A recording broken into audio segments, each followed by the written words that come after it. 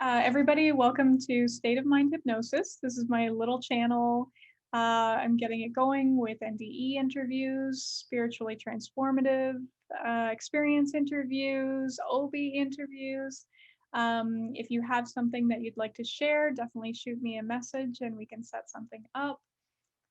So today we have Sharon Milliman, and Sharon and I have been trying to connect for a while now. She had a regression, actually. I forgot about that. You had a regression a little while ago with me, right? And we went to different places. But anyway, I want to introduce Sharon. She had 4 near-death experiences. Am I correct? Four near-death experiences. The first one occurring at the age of 13 when she drowned while taking swimming lessons. Sharon was then struck by lightning 4 times over the course of several years. The 4th lightning strike resulted in her second NDE, which occurred in 2005 when she was struck while talking on a cordless phone during a storm. Oh my. Her 3rd NDE occurred in November of 2016 while she was undergoing emergency surgery, and her 4th occurred in December of 2017 due to an adverse reaction to seizure medication. And Sharon has some books available on Amazon, and we'll mention 2 here. We'll mention A Song in the Wind, a near-death experience, which you mentioned covers both 1 and 2. Right. Yeah, and then a children's book called A Rose from Heaven. And so, I'd just like to introduce Sharon. And hi again. Hi. Thank you for having me. You're welcome. And thank you for, lining up times and getting coming on here. So what we're gonna do is a little bit different. What I'm doing with the channel lately is interviewing NDEers and STEers and OBEers and all that. But we're having kind of, instead of going really deep into their stories, we're kind of going over, things brought back from their stories, after effects and different things garnished from their time spent on the other side, right? So we're just going to dive in and see where it goes and have fun while we're doing it. So Sharon, I thought to get started, just to get started, do you want to just talk a little bit about your first experience? We may as well start there, I suppose. And then, what you brought back from your first experience and how you connect to God and who God is to you and all that beautiful stuff. Well, like you said, my first one was when I was 13. I was taking swimming lessons, and my instructor wanted me to dive headfirst into the pool like this, and I couldn't do it. And so he just grabbed me and he threw me in. And I struggled for just a little bit, and then I just went to the bottom of the pool. Yeah. And it happened so fast. And what I remember is seeing this beautiful white light that looked like a light bulb. And I thought to myself, what is a light bulb doing in a pool? 10 feet of water. How's that happen? That's kind of dangerous. Yeah. And then I could see my mom, who was on the other side of the pool up in the balcony where they, the parents were sitting, and I could hear people screaming, and I'm under 10 feet of water when all this is happening. So I didn't know at that time, I knew nothing about near-death experiences. I had no idea what was happening to me. I was just a little girl. But after a lot of commotion, one of the lifeguards they were instructor lifeguards, but he was on the other side of the pool with the middle-aged children. And my instructor, he couldn't move. He was so in shock over what had happened that he just couldn't move. And I could see his face when he's standing at the side of the pool, and they were yelling at him to come in and get me, and he couldn't do it. So the lifeguard on the other side of the pool had come in, and apparently as soon as just as that light was about this close to touching me, I heard this metal door slam, and it echoed, and the other guy had jumped in and was pulling me out and was doing CPR and, trying to get me to breathe again. And at the time, my mom was so afraid, and I don't blame her. I would have been too, but we never talked about it. So I never did go back to finish swimming. I don't know how to swim. Yeah, I bet. That's quite. But it was the light was so beautiful. It was so warm and so brilliant, but it didn't hurt my eyes, and it just kept getting bigger and bigger and bigger and bigger. And I don't know if I was going up to it or it was coming down to me, but then when he came in and saved me, and I heard that metal door slam, that was, people have asked me before, what was that noise? And to me, I think it was my soul was going back into my body at that time. And that's what it sounded like. But as I said, we never talked about it. I had no idea what that was that happened or anything. But I do know that I came back as a different child. I wasn't the same. I was different. So what, if you don't mind me asking, when you came back, what was different? Because I'm sure parents are, maybe listening to this at some point, and maybe their child has gone through the same, an NDE experience, and they're looking for, ideas and thoughts. And so what happened when you came back? How was it? I felt different. I felt like I no longer fit into this world. It was almost like I didn't belong here anymore. I did get bullied a lot as a child, and so I was naturally a quiet child anyway, but I got even more quiet because I didn't know what had happened. I didn't understand what had happened, and I would have I would see things that other people didn't see, and I didn't know how to handle that either because I had no one to talk to about it. And it was like, okay, I don't know, what am I supposed to do with all of this? And I really didn't know what to do with it, because there wasn't anybody. And of course, back then, nobody talked about near-death experiences or OBEs or anything like that. So I didn't know what to do with any of it. Yeah, absolutely.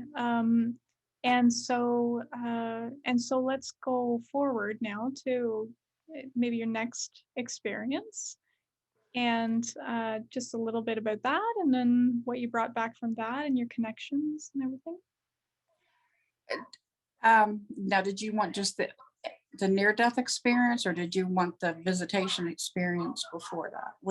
Because I had something happen at 15, and then. Oh, I'd love to hear. Yeah, I'm sure people would love to hear the visitation experience. Let's go with that. Okay. I was 15, and I belonged to the youth choir at my church, and it was a Good Friday, and we were getting ready to go to a neighboring church in the area here, just as a guest singer. And there was something that was happening to me at the time in my life that really shouldn't happen to a child. And when I went to an adult about it and told them, they told me, no, it didn't happen. It's all in my head. And so I started questioning my own sanity because I knew what was going on. And anyway, I had planned to commit suicide, and I just didn't tell anybody. I was really quiet.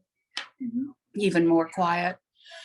And I didn't say anything. And then, so we went to the church, and the whole choir was a big choir, a lot of people, a lot of instruments. And so we were down in the downstairs part of the church, and I was sitting in the way back by myself. There were two women sitting in front of me, and in front of those two older women, there was two young girls, and then the rest of the choir. A man entered into the room, and immediately the whole energy of the place, everything changed. It was absolutely amazing. And I could see him from, because he was like far away. This was a great big room that we were in. And I saw him, and he was far away from me. And I thought, I was looking at him, and I thought, and I thought immediately, there's holiness in this room. I mean, everything changed. And as he got closer, my first thought was, is that an apostle? And then I looked at him as he got, because I couldn't see that. And then as he came closer, it was like, oh my God, that was Jesus. And he came over to me, and he smiled at me, and it was the most beautiful person I'd ever seen in my life. And of course, I'm 15, and I'm sitting there with my mouth hanging to the ground, and I couldn't speak. I couldn't say anything, nothing. And the inside of my mouth was so dry. Yeah. And so he smiled at me, and he sat down next to me, and he said, so where do I go to sit? And I was just like, I couldn't say anything, nothing. And so the two women that were in front of me, they turned around, and they were telling him where he needed to go, how to get up, to the main part of the church where we were going to sing. And he looked at me as they were talking to him. He looked at me, and he said, what is happening to you in your life is happening. You're not crazy. I love you. I'm with you. Don't be afraid. And then he got up to go upstairs. And when he did, he put his finger on the elbow of the lady sitting in front of me, of one of the ladies sitting in front of me. She had arthritis in her arm so bad she couldn't bend it. And he healed it. She was like, oh my gosh, I can move my arm. What, And the two girls that were sitting in front of those two women were the daughters of the woman that he healed that day. So we still talk about it. Yeah. At least one of them is still living, and we still talk about it. But for years, we would talk about it. All of us would talk about it all the time. Yeah. Because I kept saying, but did that happen? Really? Was that real? And they would verify for me, yes, in fact, it did happen. It is real. And in fact, just on the 4th, the lady that's still living, she and I were talking about it. Wow. And remembering that beautiful experience. That is beautiful. But he went upstairs finally, and it was our turn to sing. So we went up there, and I still remember the song. It was Up to Jerusalem. And so we were singing this to him, and I couldn't tell you if there was anybody else in that church or not, because I was just like zeroed in on him. Yeah. And I sang my heart out. And then when he got up, the lady that I was just telling you about that I was talking to on the 4th, he told her, I really liked your singing. So it was like he had given something to everyone, all of us. And it was a beautiful experience. And so that must have changed your mindset at that time. Yes, I didn't, obviously I didn't kill myself. Yeah. But it was I no longer thought that, it was like, and I had never told anybody that that's what I was planning on doing. Yeah. And really, if you have a child that is planning that and they don't say anything, that's when you really need to worry. Because I was dead serious about doing it. I just didn't have a plan. And when he said that to me, it was okay, but I'm not going to do that now. Yeah. you So find speaking with him that a lot of your fears in life were released? yes, Yeah. Yeah. since my other near-death experiences, he's come back again Hmm. at different times, and just as physical as you are. Like when my mom was dying, Hmm. he appeared in her kitchen when I was mopping the floor, and he was leaning up against the counter, and he had his arms crossed like this and his feet crossed. And I had never told anybody that after being in heaven 4 times and being sent back, I felt like I had been kicked out, but I never told anybody that. I kept my, and I would cry about it sometimes Yeah. because I thought, wow, do I not smell good or what? Why did you kick me out? I wanted to stay. What's going on with this? Yeah. But and I, like I said, I cried about it, but I never said anything to anyone. I tried to be strong with everybody and just Hmm. be as helpful as I can, but I don't really tell my problems or my fears or whatever. Yeah. So that day, I had was taking care of my mom. She had Alzheimer's. It was a long day, and I wanted so bad to heal her, but I didn't know how. Here she was, someone I loved so much, and she was disappearing in front of my face, and I couldn't do a thing about it. Yeah. So I put her down for a nap, and the way I decompress is I clean. So I was in the kitchen mopping the floor, and I hear this noise, and I turn around, and there he's standing there, and he's just looked exactly the same. He was so beautiful. Yeah. And he said, "You cry because you think I cast you away from me when you were in heaven, and that's so far from the truth." And I was like, he knew, and I didn't have to say anything. Yeah. And he said, "Everything that's happened to you in your life has happened to prepare you for this job I have for you." And I was like, "What job?" And he said, "Well, when you're afraid, when you're when you're scared, when you're tired, when you're weary, when you're you know whatever it is, just give all of that to me because I'm strong enough to handle it." He Yep. said, "So you just give all of that to me." And he said, "I just want you to love, because that's what you do best. You just love and give everything else to me, and I'll take care of it." And I was like, "Okay, I can do that." Wow. And that it was amazing because the way he reads your heart. You don't have to say anything to anybody about what's going on inside of you, and he will tell you what's going on, where he will offer you love and support based on what that particular problem happens to be. That's right. So that's twice that he's done that in my life. And That's amazing. And so that makes me think about and obviously we don't have all the answers, but I'll put this out to you as makes me think about people that have come back and feel like they've been kicked out, right? Like because a lot of the time they're told it's not your time or you have to go back or um and the anguish that they go through, right? And so I wonder what's your thoughts on um how they could feel better or understand or I know it's a loaded question, but do you have any thoughts on that? Because you really experienced that, right? it's very hard to go from heaven where Mhm. it's vibrating so light and so bright and so beautiful, and there's so much love that there are just no words to describe it adequately.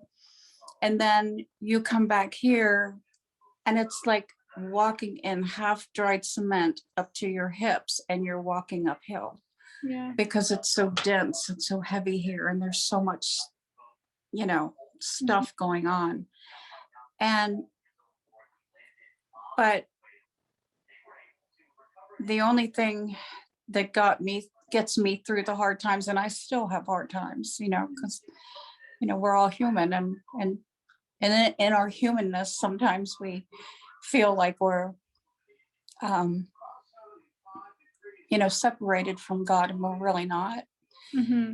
Because that was one of the things that was so interesting about my second near-death experience, is that I didn't go up or down. I went sideways, as if I was walking from one room in my house to the next room. Oh. It was not like heaven is up in the sky, way up in the sky, with some mean old God, sitting there just waiting to smack me in the face. That's not how it was. The God I met was amazing. He was wonderful. He was loving. And that's what God is. He's love. And so when I talk about these experiences, it helps. And when I came back from my second one, I lived in what I called a pink bubble, because I didn't know what to call it. And what that was that oneness, that deep, deep oneness with God. I was still me. I still had my own individuality. I still had my free will, and I screwed up just like everybody else did. But I had that oneness with God, and I could see him in everything and in everyone. And you couldn't hurt me if you tried. I was walking 3 feet off the ground, and it was like, it was so beautiful, and it was so amazing. But eventually, it's like being on top of a mountain. And eventually you can't stay on the mountain all the time, because there's no growth on the mountain, and you have to come off that mountain and go down in that valley where all the growth is. And that's where all the pain is. And if there's no pain and suffering, we don't grow, and we don't, and people ask me all the time, does God cause that? No, God doesn't cause that. Humanness and that kind of thing, that's what causes it, but he gets us through it. Yeah, absolutely. I kind of understand that pink bubble. I think in my life, I'm not sure at one point if I told you about it, but I was there for a couple months, and I got it through doing self-hypnosis of myself, and it was a beautiful experience, and I was so connected. It was ridiculous. And now, it faded, and now it's like grasping for it. But I have to let go of the idea of grasping for it and just allow, or something, like with it, instead of wanting it back so badly. Well, I want it back too. When I came out of it very abruptly, and I was in it for about 6 months, and it was just like, one minute I was in it, and the next minute, because of the cruelty of the people around me, it was like I came out of it, and I was in shock. And the shock lasted about 6 months. So it was like, I felt nothing. I wasn't happy. I wasn't sad. It was like I was numb inside, and my body on the outside. I was just numb, completely numb. And but at the time I was like, what is wrong with me? What is the matter with me? And I had to actually talk with she was a Native American medicine woman. She was a friend of mine, and she was actually the person I was on the phone with when I got hit by the lightning. Oh, so she knew, she knew something bad had happened. She had first-hand experience. Yeah. So when I finally was well enough to call her and tell her what was going on, she was like, I knew something had happened. And she was able to tell me about the NDE, because I did not know that's what it was called. Even as an adult, I didn't know that there was a term for it, that it was an actual, I thought I was losing my mind, And she said, no, it's a real thing. And then when I went through the coming out of the pink bubble, I called her back and I said, okay, what is wrong with me? I can't feel anything. And she was like, you're in shock. When to be in heaven 1 minute, and then to be back here, and you were literally carried for 6 months. It's like God picked you up and carried you. Yeah. And that's what that experience was like. And I like to explain it as if you're on top of a mountain, like I was saying before. You can't always, we can't stay up there all the time, because there's, if you look on top of a mountain, you don't see much vegetation. There's not a lot of growth. Yeah, that's so you have to go back down in the valley where life is, and experience life and go through it.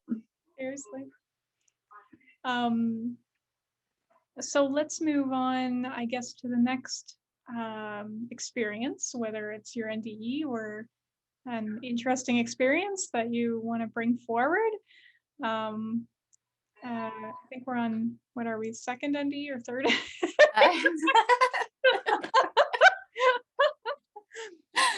Well, actually, this will be my second. And this is where I was hit by the lightning. I was outside sitting on the back steps talking on a cordless phone. And it was starting to rain. And the man I was married to at the time was an electrician, and he had just got home from work. And I asked him if I would be okay. And he said, "Oh, yeah, you'll be fine." So I sat out there, and about 5 minutes after he went in the house, I heard this rumbling in the distance from the thunder. And then I heard this loud crack, and that lightning hit my right arm, and I felt a searing, burning pain in my arm and across my chest. And then I just kind of peeled right up out of myself, like peeling a banana. Just up and out I was. Yeah. And did you see your body, or were you just out? I was out. I didn't know I was dead. I had no idea that I was dead. And I still felt like me, but I didn't feel any pain. Yeah. There was no pain at all. And I thought, okay. And I went up the stairs and I went into my house, and I'm looking around in my house, and it had this burnt gold look to it. And I looked at the curtains on my kitchen window, and I thought, well, now whose curtains are those? Those aren't my curtains. Then I walked from the kitchen into the dining room, and I noticed that the dining room furniture wasn't my stuff. And I was like, oh, okay, this is weird. Whose stuff is all this? Where's my stuff at? Yeah. So I went from the dining room into the living room, and I noticed that furniture wasn't mine either. And then I heard this old time radio show playing. It sounded like something back in the Waltons. And I couldn't find the radio. I had no idea where that noise was coming from. And then my family was nowhere in the house. So I was totally confused. I couldn't understand what in the world was going on. And then I got this, it was a huge loving presence appeared. I couldn't see it, but I could feel it. And it was God, but God had no form. He was, spirit, and he had no form, but the love that he filled me full of, I was no longer afraid. I wasn't worried about anything. There was no pain, no fear, nothing. I was just so filled up with that immense, huge love. Yeah. And then all of a sudden we started moving sideways really fast. It was like he scooped me up in his arm, great big arm, and was holding me. And we started moving really fast sideways through these beautiful pink and gold clouds. And like I said before, we didn't go up and we didn't go down. We went sideways. And once we got through the pink, and we moved really fast, but I was so wrapped up in his love that I didn't, and the beauty of the clouds, I'd never seen clouds that beautiful.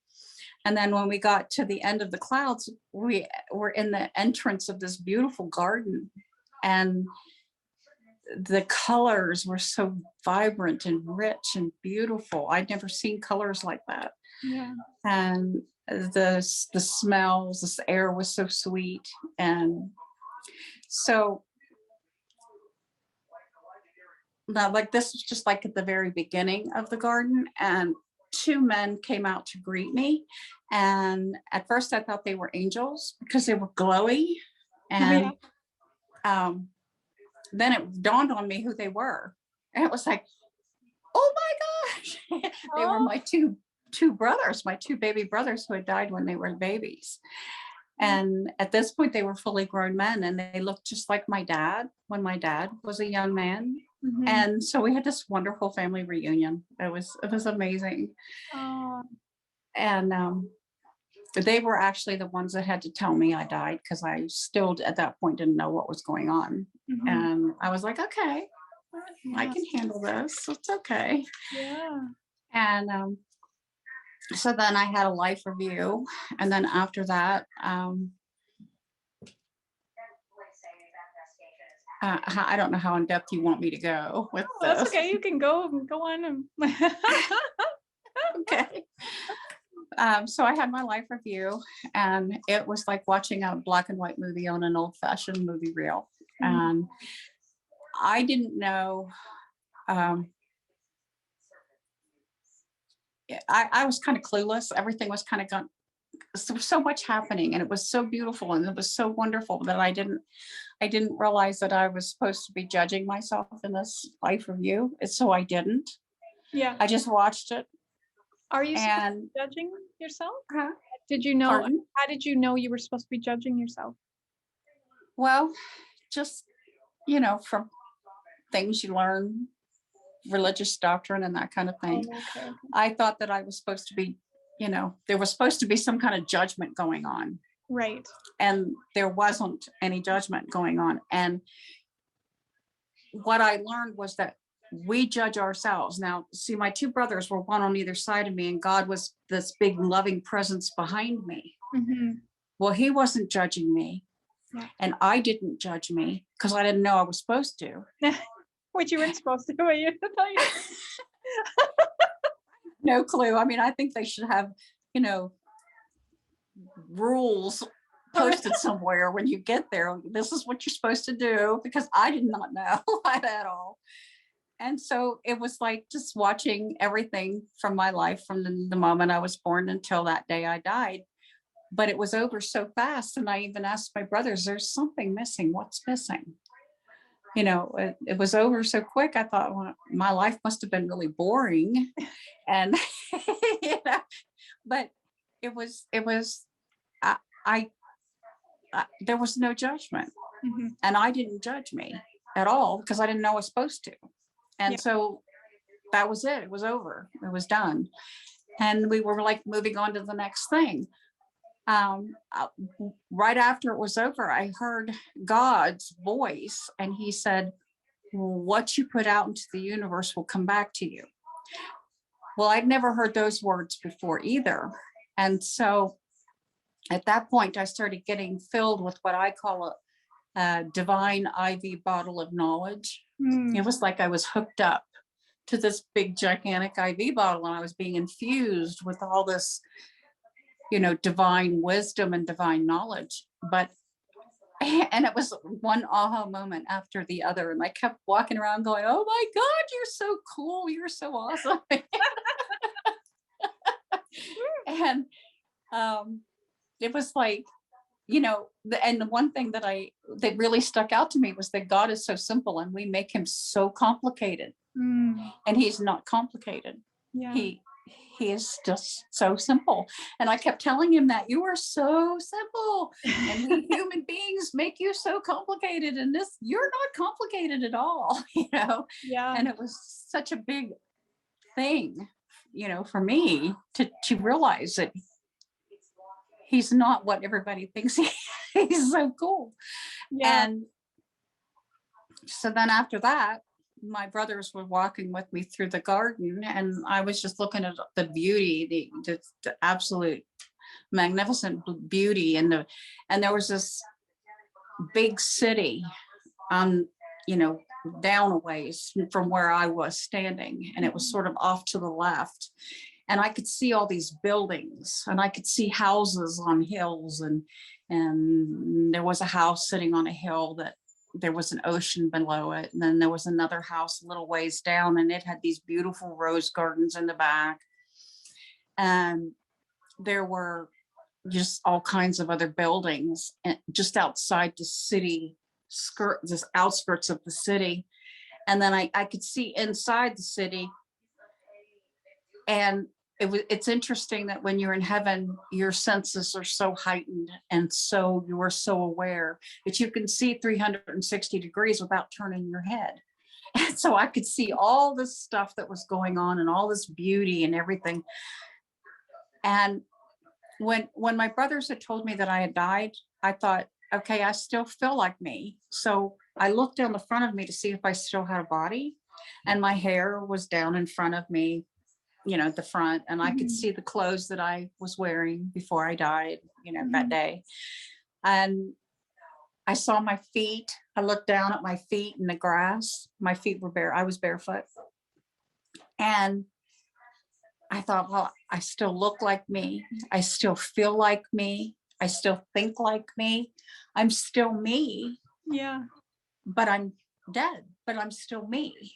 So I still had my identity. And that was another big thing that I learned, that you don't just, when you die, you don't just cease to exist and go into the big light and you don't exist anymore. You do, it's not like that. At least for me, it was not like that. I still had my own identity, and all these people that I saw that were around me. And there was a lot of people. And I noticed that nobody was over the age of maybe 25 or 30. And it didn't, and even though they were wearing, everybody was wearing different clothes, and some were wearing, suits or beautiful gowns or lounge clothes or jeans or whatever it was that they felt comfortable in, I guess. They, I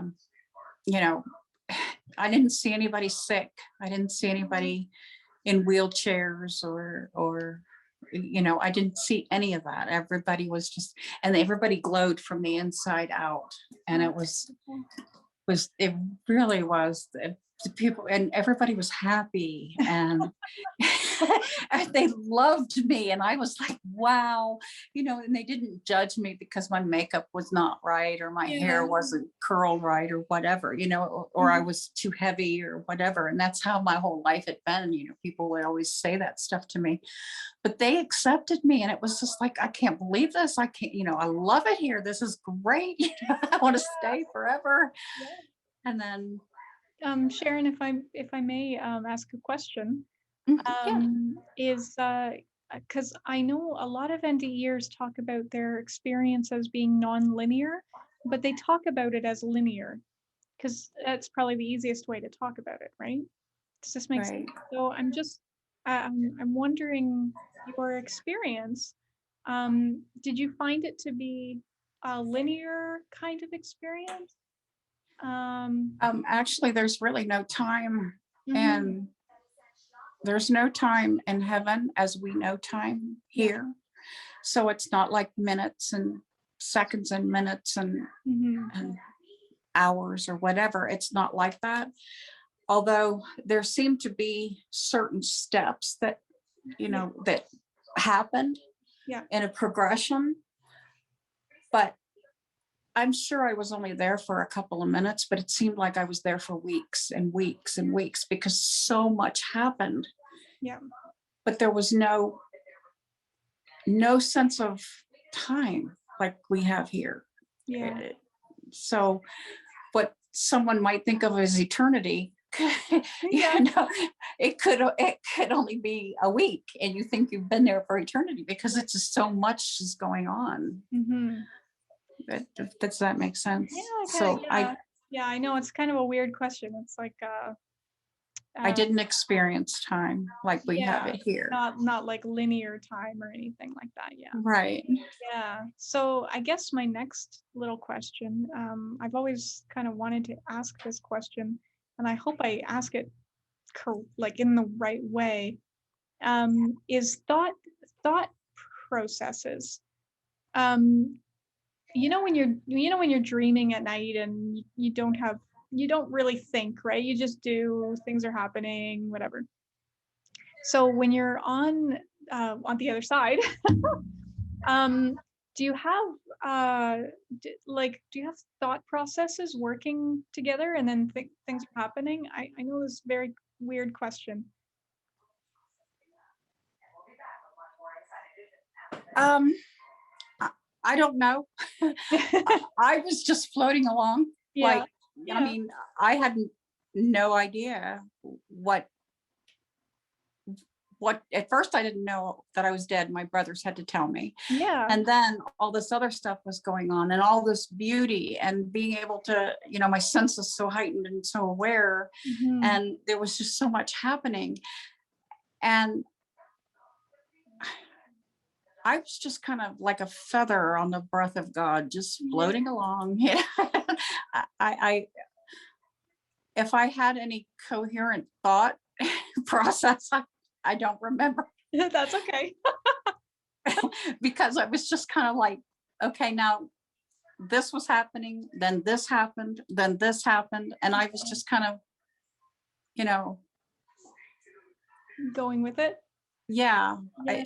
I didn't have any sense of, well, I don't want to go with this. I'm going to fight this. So Yeah. Yeah. there was no fighting at all. I was just in awe, such an awe of everything that I didn't, and when I got all that divine wisdom and knowledge, it was like, oh my gosh, that's so cool. That's so cool. So it wasn't like it was absolutely nothing that I had any idea of, Yeah. how God put the world together, how this happened, how that happened, and Yeah. how simple God was and all that. And it was like, but once I did come back, I was able to remember a lot of it for a while. Mhm. But then after so long, it started to fade away. And I was like, wait a minute, no, I No. want to remember that. Yeah. I bet. So, Yeah. And it was um, beautiful, how your brothers were there. yeah. I often see people in the groups that we're part of talk about losing a child or something, and will I see them again, or how will they age as they go along? And I wonder if they I wonder I mean, as a soul, I think you can present yourself as whatever age that the person would connect with, right? You Would you have recognized them maybe if they were young? Maybe you recognized them because they look a lot like your father? Um, Why do you think they presented themselves like that? Everybody that I saw, I Mhm. mean, I did see children. I Mhm. actually saw buildings where the children and babies go, where they're loved and cared for. Aw. And there's big playgrounds and the children are all playing together. And there was all kinds of, I mean, it was just beautiful. And they are loved and cared for. And there are various ages. So they grow up, but nobody is over the age of, say, 30, early Yeah. 30s. Yeah. Nobody is. Even the older people that die, Yeah. they go back in time to 30 something. Yeah. And the children, they grow up and they get to 30 something, and that's it. They don't get any older than that. I guess that's the perfect age or something. I don't know. But I was like, I can do that. Yeah. Yeah. I'll go back to them. Seriously. Oh. So when So, you came back from that experience, what was your connection to God, or what was your after effects that came along with it? well, that's when I had the pink bubble thing. And Oh. then when I came out of the pink bubble, um, well, what started happening almost immediately Mhm. was I could see things that people couldn't see. I was seeing like rainbows at night. I Mhm. saw this beautiful golden color that was like around trees and birds and flowers, and it stuck out about this far. Mhm. And it was like the life, the I guess people would call it an aura. I Or don't know, but it was the life force. I could see that beautiful glow around everything. And then I started seeing I felt like the little boy from The Sixth Sense. Started seeing dead people, but I didn't know they were dead. I thought they were, you know, and they would tell me that they were. Yeah. And I was like, oh, okay. So I had to get used to that, as I didn't have anyone to teach me how to handle that. It was, even though, you know, you know, I taught myself to, well, I had to teach myself how to deal with it. So I had to put up boundaries, and I had to say, okay, there's so many of you everywhere, and I can see all of you everywhere. So I'm not going to, you know, I have to, only the ones that God wants me to talk to will I talk to, you know, pretty much. And I said, I don't want to see body parts falling off. I don't want to, you know, no slamming my doors at night and lifting the sheets off my bed and all that kind of stuff. I've been traumatized enough. You're not going to do that to me, because I will shut the door on you so fast. And I said, you know, if it's God's will and he wants me to help you, because I look at them as they're just people without physical bodies, but yet they still look, to me, they looked solid, you know, just like you or me. And so it was very difficult. The very first person that I had the experience, we were getting ready to go to his funeral, and I took my dogs out and to use the bathroom before we went to the funeral. And all of a sudden he's standing over by the fence in the backyard, and I go over and I'm just talking to him, and it's about a half hour passes by, and I'm like, wait a minute. You're dead. What? Oh my God. You know, it was a shock at first. And he was like, yes, I am, but I'm okay. And I want you to tell my wife and my mother that I'm okay, because I'm okay. And I love them, and I'm okay. And he kept saying, I'm okay. And he looked okay. I couldn't tell. I mean, like I said, he was so solid. I had but I was in shock. I was, oh my God. Yeah. And then it started happening more and more and more after that. And then finally I had to just put out the, you know, the guidelines. Okay, if this has to be God's will, and if it's not, I don't want to talk to you. I'm not going to talk to you. And that was it. And it doesn't happen every day. I don't call them to me. They come on their own if they're going to. And it's just, I guess, one of those, I don't know why, but that's like, I think a lot of near-death experiencers go through that, have that as an after effect of seeing or hearing or being more clairvoyant.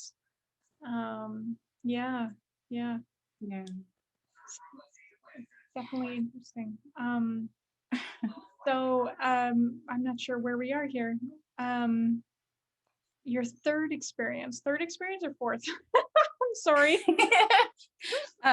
Well, the next one would be my third. And I had emergency surgery for a bowel blockage. And when they were in there doing the surgery, I floated, I came out of my body and I floated up towards the ceiling, and I looked down and I could see what they were doing. And I saw that they had blue hats on and these blue gloves, and I was like, no, that's just really gross. So I went over into the corner. And I was sitting in the corner, and then I saw this sort of it looked like an upside down whirlpool. It was kind of going up this way instead of down this way. And it was sort of rainbow colored and sparkly. And so I thought, you know, I really am not going to sit here and watch what those people are doing. So I just went right up through that thing. And I landed, I'm back in heaven again. And but this time I'm standing at the golden wall that surrounds the what I call the glorious city. And that wall, excuse me, that wall was so tall, and it was like solid gold cinder blocks is what it was made out of. It was huge, huge. And I kept trying to jump that wall, try to figure out how, pounding on it, trying to see if there was any hidden ways to get in. But it didn't dawn on me to just walk a couple feet down, and the gates were open, Yeah. and I could hear. Once again, it just kind of everything went right over my head. But I could hear like people talking behind the gate or behind the wall, and I heard what, like real happy carnival type music, and I heard dishes clanging, so I knew that there was going to be some kind of party going on. Yeah. And then there was this little puppy, and he started jumping at my feet, and he was so cute. He was a little brown and white beagle puppy, so I was leaned down and I was playing with this puppy. Well, when I looked out, there was this, as I was playing with the puppy, I looked out and there was this meadow, and it was filled with tall grass and wildflowers that just were swaying in the breeze. And it was so beautiful. And just beyond the meadow, over to the left, was the garden where I was before. Oh my gosh. And then about halfway on the right, there was this field stone wall that had pink roses growing up and over it.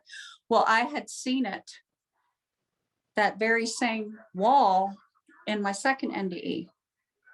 So, and the garden. So I recognized all these landmarks that I was seeing. Oh, man. And as I looked across over towards where the garden was, I could see all these people pouring out of the garden. I mean, there were hundreds of people, and every single person had their own angel, and the angel was taller and more illuminated. They wore white, and they had this light blue thing that, sash, or I don't know what you call it, that came down. And it was like the angels all looked the same. They were very glowy, and the people they were all laughing and talking with each other. There were men, women, children, every race, every creed, every color, every whatever, there were so many of them. Now there was two men, and they were Middle Eastern. I don't know, Mediterranean or Middle Eastern or whatever. They had the sheets on their heads and the thing that goes around it, and they were wearing robes. And they were young guys, and they were talking to each other, and they were laughing, and they had angels, and they walked through the meadow and into the city. There was another man. He was looked like he was from New York. He was some kind of a construction worker, and he had his hard hat was still on, and he had this tool vest that had his tools tucked down in there. Yeah. And he walked past me, and he went into the city. And then two more people came into my view, and I recognized the younger of the two from some pictures that I had seen that his mother had showed me. And I thought, oh my gosh, he was walking with an older man, and that was his father. And I recognized him, and as they walked past me, I said, oh, I recognize you. And they smiled, and they went on into the city. Ah. When I came back to, I mean, there's more to the story, but I guess the important part is when I got back to my body, and they got me well enough, took me off the breathing machines and everything, and got me back to my room. I picked up my phone, and I had gotten a message from a joint friend of me and that lady. This lady told me that her husband, that my friend's husband, had passed away that day while I was in surgery. And I said, I know, because I saw him, and he's with her son, and they went into the city. They're together, and they're fine. And my daughter, I told her the story, and I told her about the little puppy. Well, I'd never heard this story until that day. And she said that when I told her about the little puppy, she said, Mom, we had to call the police on a neighbor because he got arrested for beating his beagle puppy to death. And I told her, I said, well, I saw the beagle, and he's fine. And so that made her happy. So I'm sure that's why I got sent back again. Just to be able to tell that, my friend and her husband and son were together, and to be able to tell my daughter that the puppy was okay, and that our animals do go to heaven. Yes, So I know that's a big question in the groups, right? That comes up yeah. a lot with people. And yeah, it's such a beautiful reunion. In hypnosis, I take people to see their animals all the time that have crossed over. And yeah, it's just so beautiful. Brings me to tears sometimes when I'm in hypnosis and bringing them through it. But yeah, it's wow, that is just incredible, incredible. Um, so we're getting short on time.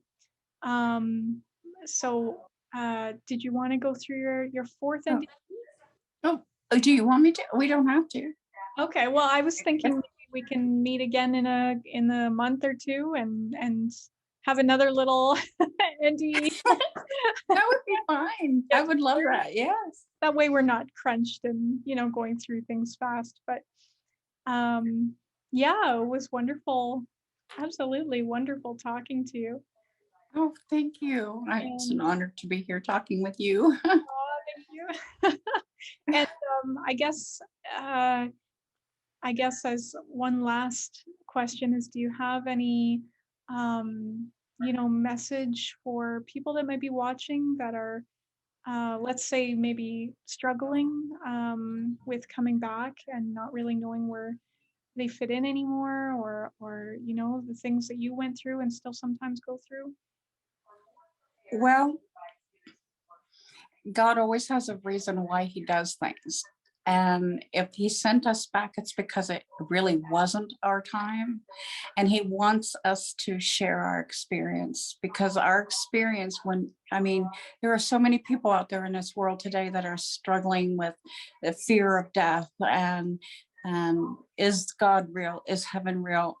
Is all of that just nonsense, or is it real? Well, it's really real, and we've been there, and so we can share with others our stories.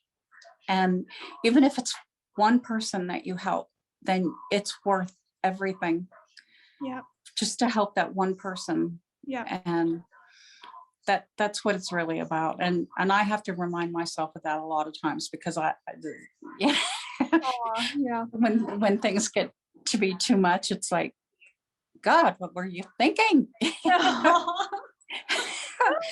But the truth of it is that he knows everything, and he knows so much better than we do. But my only problem is, it's like, really, I've died 4 times, 4 different ways. What's the next one going to be? And it better be the last, Oh dear. Yeah. But there's a reason why we're here, and that's to help other people. When it's the number of people that need to hear these stories, that's why they're so important. Yeah, absolutely. Well, thank you so much for sharing your stories. And I know we went through them kind of quickly, but we're getting whatever came out today. My idea is whatever comes out in these interviews is exactly what somebody needs to hear, right? So thank you for sharing. Oh, thank you for having me. Okay, Sharon.